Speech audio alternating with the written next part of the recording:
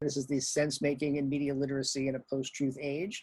And this is kind of setting that groundwork of where we're at now and why our sense making apparatus is so seemingly broken. All of the sources of authority that we used to rely on, the evening news, you know, the newspapers, academia, the medical field, political field, they're all kind of collapsing. People are realizing that things aren't really all well. And we have a lot of propaganda from all sides being thrown at us all day long. And it can be very hard to identify what it's trying to tell you. So the purpose of this course is, in a post-truth age, to help you begin to make sense of it, is part one. And then in part two, we're actually going to give you some specific tools that you can use to make more transformative media. Even if you're not a media maker, what we've learned from teaching our other courses is that as people go through this process and begin to think about them, even just to make a short film or anything, it starts to make you more aware of what's going on in other media that's coming at you. So it's not only about producing the media that's going out, it's also about what's coming at you. And then part three will be, as Mark referenced earlier, guerrilla media making for media shamans, because you have a smartphone, you are a media maker now, whether you want to be or not, and you might be called on to document something or film something or do some kind of media that could make a difference, you know, so it's good to be prepared for that. Yeah, and so we want to really be able to give you the tools to make sense of what's going on, understand the power of the tools you have, and to be able to use them in the moment, on the fly, without getting caught in the polarization field. With being able to see the bigger picture, as we like to say, of what's going on and come from that bigger picture. To get as big a picture as you can, so you could not, basically right now, we do not want to pour extra fuel onto the fire. And we don't want to be speaking to the choir. So we need to find a way to step outside of that. And so that's the final section will bring all of this together into that kind of field for you where you'll have that, hopefully that capacity to do that.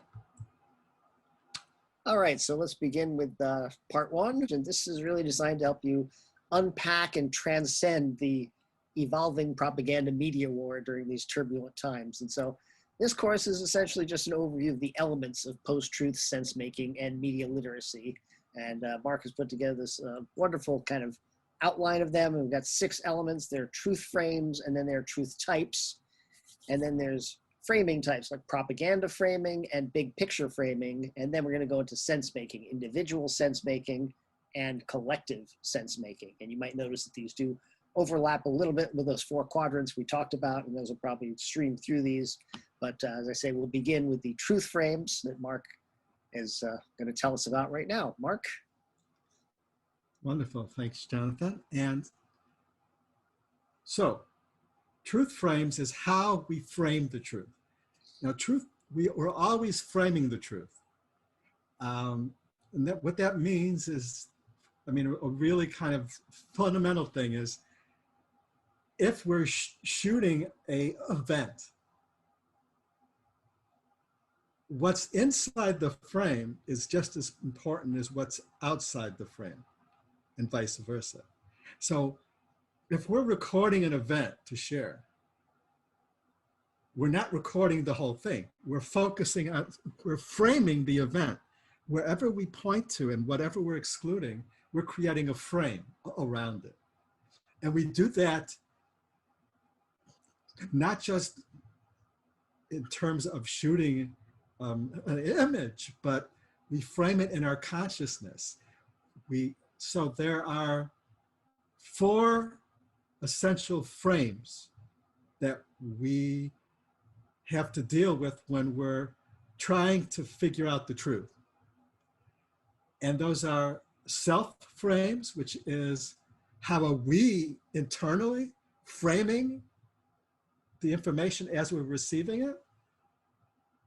Then there's the information itself. How is it framed? So it's like, here I am. First, I want to know what my biases are, what my ideologies are, how I'm framing the truth. You know, if I'm, left or right or center, or if I'm, all there's many different ways that we frame the truth. Even in terms of if we've had a bad experience around a certain situation, if the information coming to us is about that type of situation, we'll be projecting all of our own stuff onto it. So we really have to work on ourselves to kind of unpack that, how we are framing at the self-frame level. Then there is the information itself we're receiving. So understand that any information we're receiving at any time has been framed in some way. There's information that is being excluded naturally. And then on the other side of that is the source of that information. And those are the source frames. We want to be able to think about and try to understand what the source is and what their frame is, what their biases are, both the individual reporter or the person communicating and the organization they're with. So those are the source frames. And then there is the collective framing. So we are sharing information, receiving information within a collective information sphere. And there's different subgroups and different subcultural fields and different reality bubbles that people are framing the truth in different ways. And so if we have a situation where, like in the United States right now, in the current political situation, if we get information coming to us about something that's happening in the political sphere right now, what happens is that there's a collective response. Now, if we're in our own reality bubble, we only see that. So what we want to do is to go outside of our own reality bubble and start to get a sense of what the collective frames are in this situation. Well, I was going to say, I mean, this is, as you were saying, you kind of see how these get filtered through different things. So that, for instance, the people who watch MSNBC versus the people who watch Fox News, to take some of the most obvious examples in the United States, generally will have very different self-frames, but they're also part of a collective that has a different collective frame. Although the information frames might be similar, that they're both coming through the TV, they're both coming into you, some of the frames are quite different. And that's why knowing all these different elements of what your framing are, what's your source frame, what's the collective frame, what's the self frame, is a very important part of beginning to distinguish what's coming through. There was just a study that I think somewhere around 97% of the people who watch Fox News are Republicans, and like 95 or more percent of the people who watch MSNBC are Democrats. So clearly these are wildly different frames. And even like the New York Times, they said 95% or 93 or 95% are Democrats. So we have an extremely bifurcated media sphere right now, where everyone is seeing something and nobody's seeing the same thing. So yeah, it's really important to identify. It's even more fragmented than left and right, and we'll go into that more when we later on when we talk about seeking the bigger picture. But for now, I just want one more thing to talk about with these truth frames is if we unpack it a little bit more, behind this whole truth framing process, underneath it is a perceptual framing process that's going on.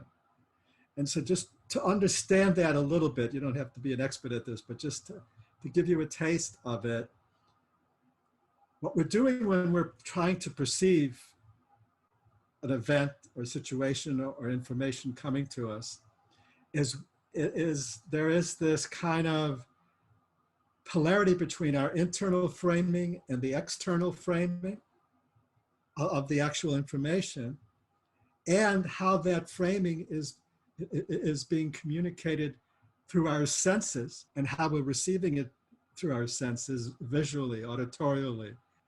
And then the textual framing, the languaging. So we don't realize it, but language actually programs our perceptual field. It creates a frame around how we perceive reality. There's this classic exploration where, it's like when you look at languages of civilizations that have a lot of snow, a long winter, a lot of snow, they will have a lot of different words for snow, all different types of snow. But there's some things where it won't even have words for, that you can't even begin to describe. But if you head somewhere else that doesn't have the snow, but they have something else that's overpowering, so I understand that essentially when we're framing, we're using our senses, we're translating that linguistically, and there's an internal framing process that's going on inside of us as we're receiving that through those frames, and that external information is framed. So that's just looking at this at a little bit deeper level from the perceptual framing zone. So this is just to give you just to expand your awareness of this process of how truth is framed. So just to clarify that, I noticed on the slide you're going to get, you'll be seeing perceptual framing and truth frames next to each other. And the perceptual framing is sort of more like an under the hood look at the truth frames. To kind of parse a little more, would you say that's a kind of an accurate assessment? Absolutely. Perfect. Cool. So we've covered truth frames. I guess now you're gonna talk a little bit about truth types, which is gets us into a discussion of the evolutionary structures themselves. And basically, we go through these evolutionary stages. Cultures go through them. I think we mentioned this at the beginning, and each one has a type of truth that is associated with it. So, Mark, you want to start us off with pre-truth? Yes. So the first stage of development, it's the stage with pre-truth, which is there's no concept of truth. Our reality is undifferentiated. Think of the newborn child. There's no differentiation of anything. We have no idea, so it's this pure survival state. So really in pre-truth, survival becomes all that matters. So what's true or not true doesn't matter. What matters is, how do I survive? Right. So and we call that the pre-truth. Right. And if we look at this as far as a worldview, this would be associated with nomadic peoples, sort of very early peoples, an archaic worldview, as you say, just foraging, trying to find whatever food you can to survive. And again, this is inside of all of us, although most of us don't operate on a daily basis in this particular pre-truth, fortunately. But here's the key, is as we evolve through these stages, we go through a process of transcending them, but including them. So they still are all operational inside of us. You transcend and include. That's a very important point for all of this. And if we're in a situation where we're forced to be foraging for our own survival, we could easily fall right back into the pre-truth phase, very easily. Mm-hmm. So it's also situational. It kind of triggers each of our previous structures of consciousness or stages of development. Right. So then next in the evolutionary chain is subjective truth. When we get into the tribal structure and tribal centric, what we're doing is we're looking at the world subjectively and in trying to interpret it. And it's imaginal and consensual. So we look at the world and what's happening, and we try to imagine in our minds what would make sense of this. So if the previous one was known as the archaic stage, this one is actually called the magic stage, because everything seems magical, everything is enchanted by gods, there are many gods everywhere. And this is more tribal centric though.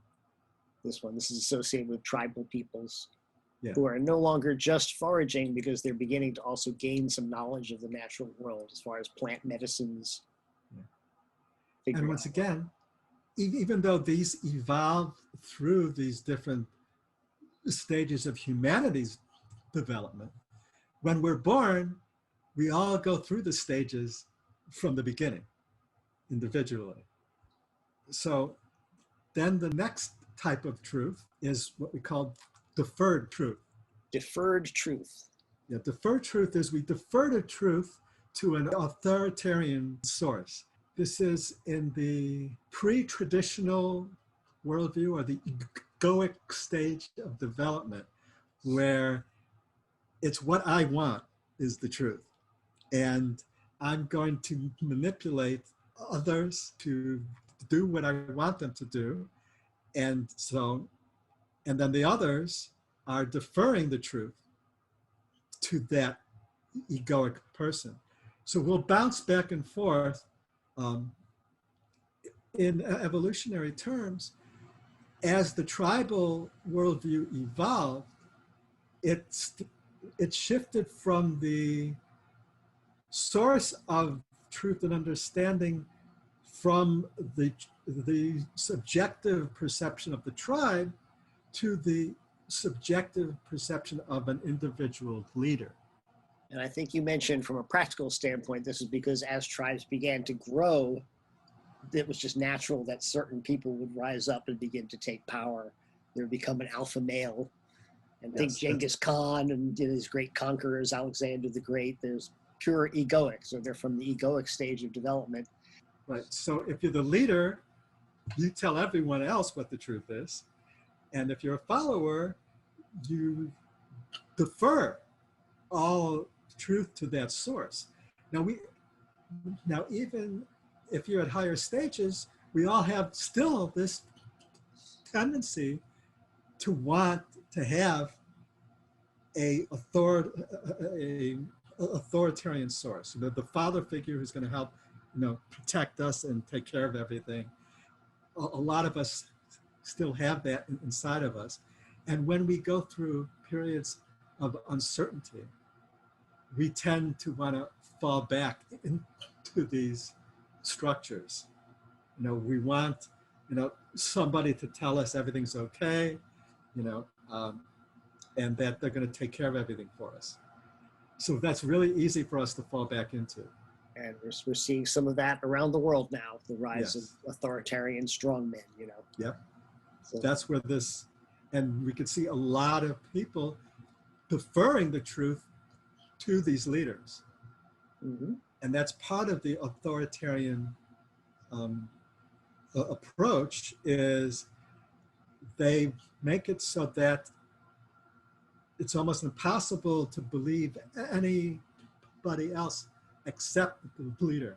So it's kind of, and this is operational in cults as well. Mm-hmm. And there is this natural tendency that we have inside of us to get caught in that. So then the next type of truth is what we call absolute truth. Now this is connected with the traditional worldview, also called the mythical stage. And this type of truth is doctrine and theology. It's basically, we search for the ultimate truth that we could depend on. And usually that means a deity of some kind, so it's like, so we seek for this higher truth, and this stage is really polarized, us and them, right and wrong. My truth is the only truth there is. So And this is right. So this came online during the feudal system. Feudalism is sort of the clearest example of the mythic structure. And this is what absolutely. those of you who've seen Game of Thrones, that show was all about, a deep dive into the mythic structure and then the evolution from the mythic to the next structure, which is rational. But so you can see that Game of Thrones is all about kingdoms and people being very loyal to their kingdom, and each kingdom was fighting for power and vying for power. But it's a little different than the egoic structure because it's not necessarily an egotistical leader. It's someone who's an absolute leader because God has ordained it, you know. Or you also have the great religions too, which is also seen there. So Yeah, and it's very ethnocentric, which meaning um, my my group is my circle of care and concern, and that's it's like my faith is my circle of care and concern, or my tribe, my subculture. yep. And you were saying though how because we transcend and include all the stages, so we all have elements of the mythic in us. And some of the values of the mythic are things like duty and loyalty and honor, which are also a big part of Game of Thrones. And those can be very good values, but they can become pathological if they start to trump other values that might become more important. Yeah, So, and let's be clear that having an absolute truth can also have positive influences as well. A lot of times, people who believe in an absolute truth, they can rise to these heroic levels when faced with, if the absolute truth is a healthy form. There's others that are, some are not very healthy, but still it's still the idea of an absolute truth. So we're still stuck in that polarity, that black-white field, which is limiting. But yes, every stage has its pluses and its minuses. All right, so then we go to objective truth. the rational structure. The rational structure. So this is truth that is scientific and empirical, observable, repeatable, objective truth. And that is connected with the modern worldview, or the rational structure of consciousness. It's sociocentric, or nation-centric, basically, my country. So instead of my faith tradition, it becomes my country.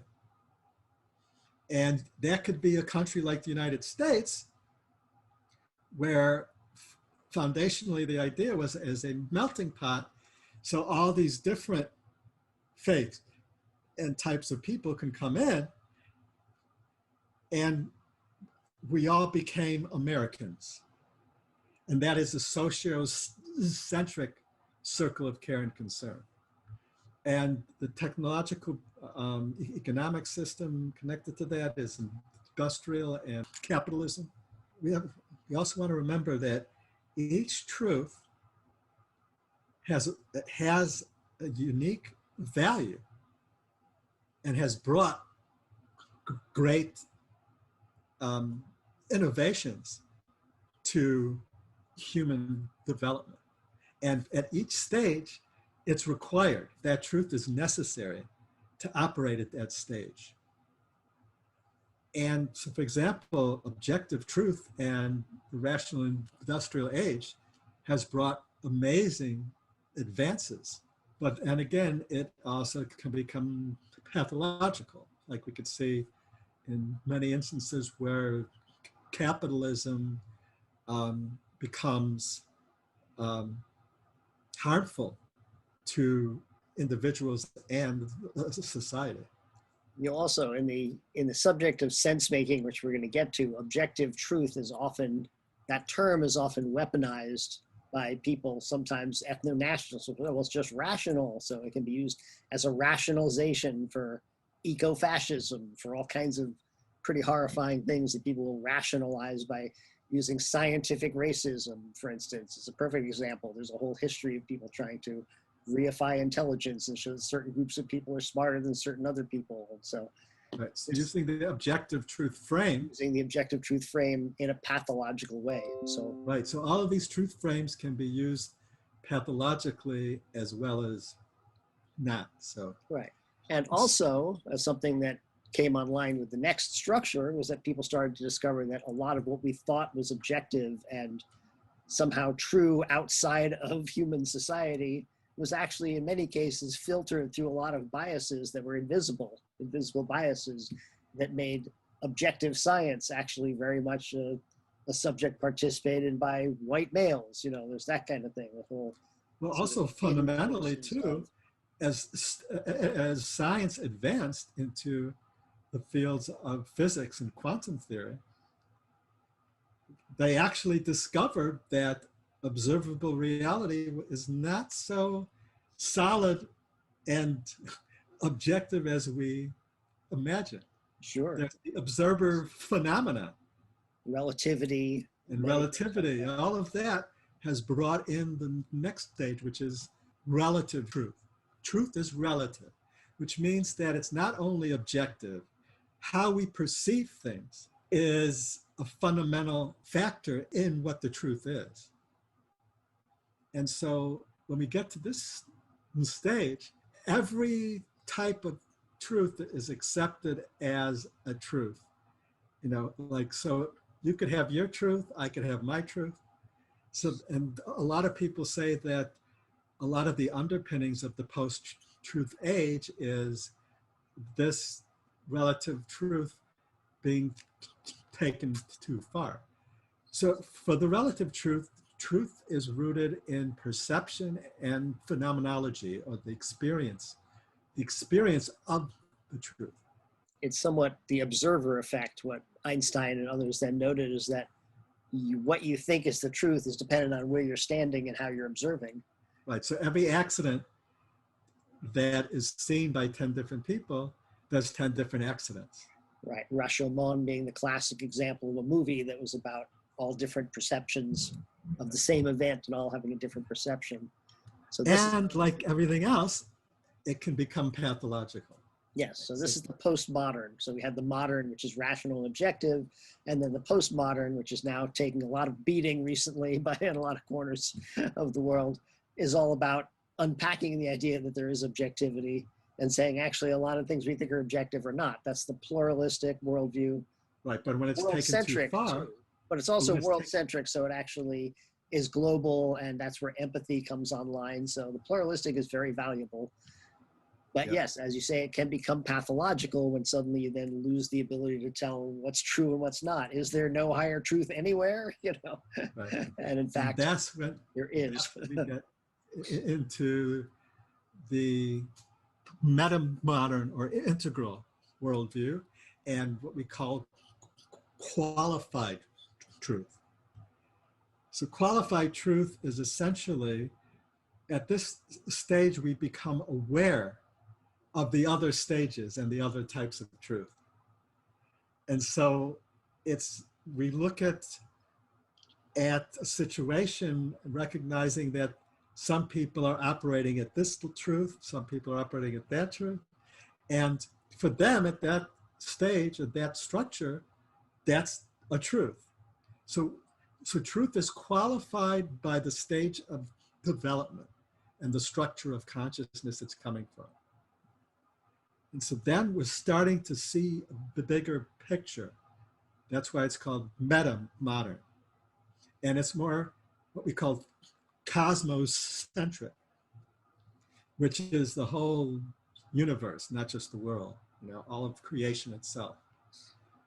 And the kind of techno-economic system is the convergent age, which is things like smartphones is a convergence technology, which is it's integrating many different previous technologies into a single form. And so this qualified truth is we look at the different truth patterns associated with the different structures of consciousness involved, and that gives us a qualified truth frame. And that is very helpful, and that's part of being able to see the bigger picture. And once we go beyond that, the final stage that we're talking about here, which is the transmodern or transpersonal worldview, this is the trans-truth, which is very similar to pre-truth, except it's conscious. So pre-truth is where we're unconscious, we're undifferentiatedly aware. So it just is. We don't have an awareness of ourselves in that undifferentiated reality. Whereas the trans truth and the transmodern phase is we kind of transcend all the different worldviews and structures of consciousness and circles of care and concern into just this unifying transcendent awareness. So this one's fairly rare, I think. Very rare. This is like way, way up there. Very few people. You're not going to find a lot of that. But when you're trying to make sense of the world, you will see a lot of different media and propaganda, especially, but other kinds of media and other kinds of truths out there that are coming from, in many cases, the egoic, but definitely the mythic and the rational and the pluralistic are all kind of all present in our current social situation, our current culture and society. And they're all vying for power. And it's helpful to be able to see something and identify what is the truth value pattern within this particular piece of media or piece of information that you're getting. That's why one example of trans truth in